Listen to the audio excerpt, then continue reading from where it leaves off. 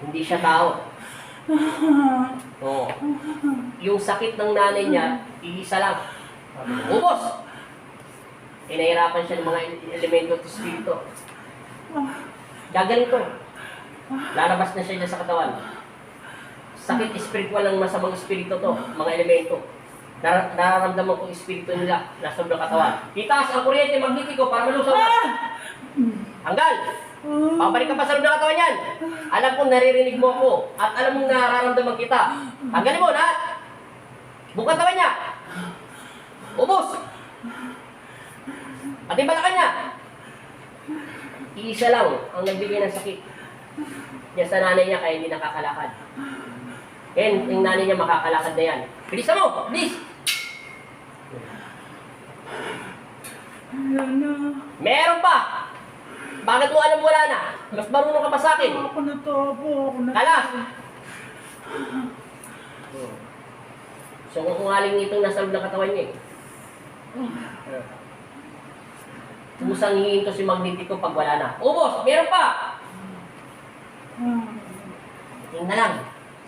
Linis! Buong balakang! Lahat!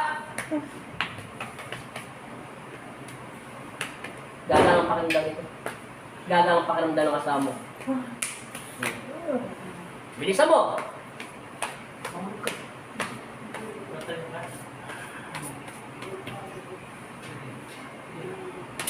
Ubos, linis!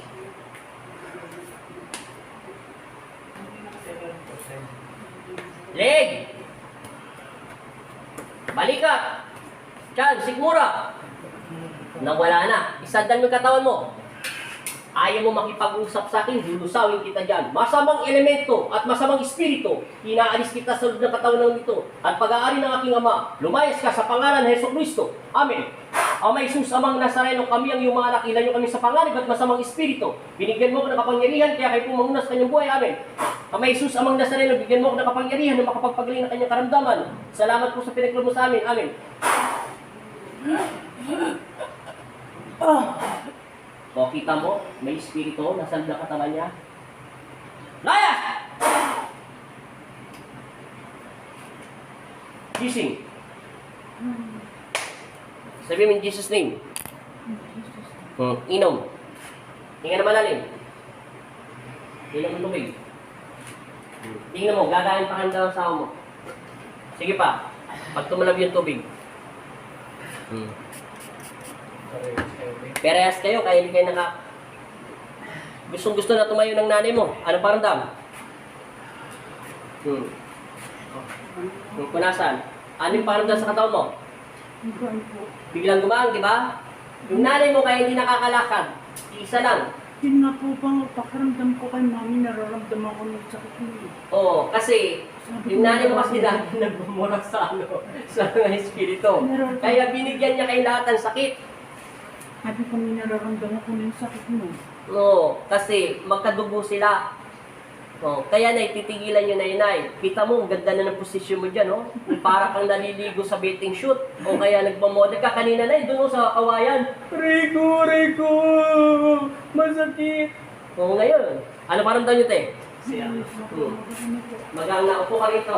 Te, para mabuksan kayo natin. O, diba, masarap sa pakiramdam? Alam ko na. Alam ko ni mga sakit nyo, peres lang ng nanay mo.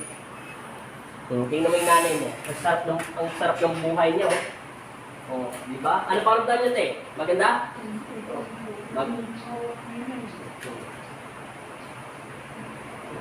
Mayos ka. Walang kahirap-hirap. Gagang lahat ang pakiramdam nito, te. Kabila pa, te. Sige. Tayo, te. Lagay sa pulong tayo nga. Yan. Relax lang. Para gumalaw yung hangin.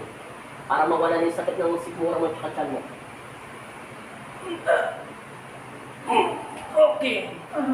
Hinga. Ano paramdam? Opo. Ano paramdam mo? Sobrang gaan na. Parang ano? Parang nakalutang sa ano? Yung nanay mo kasi, kamumura niya na kamumura sa mga espiritu doon sa loob ng bahay niya, elemento, kaya pati ikaw nadamay. O ano, sabi ng asawa mo, para daw siya nakalutang sa ere. Wala na yung sakit dito. O, nawala? Nawala sa ng balakang niya. Wala ka. Pagdating mo sa bahay, palitan lahat yan. Underwear, pati bra, short, dun sa damit. Ganon din yung nanay mo, hiwalay kayo. Wala na. Taga saan kayo ulit? Pasay. O, mega shoutout sa Pasay. Salamat. Tapos lang. Ganun lang. Pabilis lang. O, di ba? Pinatay ko nilusaw ko na yung spiritong isa sa loob ng bahay niyo. Para hindi na siya bumalik. Thank you. Salamat po, Lord. Ilang buwan nyo na pala sakit yan?